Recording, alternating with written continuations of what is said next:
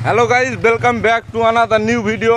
तो हमारा ये R15 V3 है, ये वाला नहीं स्टार्ट ले रहा है, कुछ इशू का काम है, लेकिन थोड़ा रिपेयरिंग करने के लिए हम लोग जा रहे हैं, देख सकती हो। तो अभी क्या ही बताऊँ यार, हालत बहुत ही ख़राब है क्योंकि टायर की बहुत ही लुक खराब हो गई यार।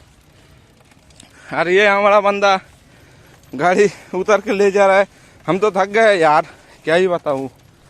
तो चैनल पे नए आए तो सब्सक्राइब कर दो, बेल नोटिफिकेशन ऑन करके ऑल पे प्रेस कर दो, मेरे हर वीडियो नोटिफिकेशन सबसे पहले मिलने के लिए।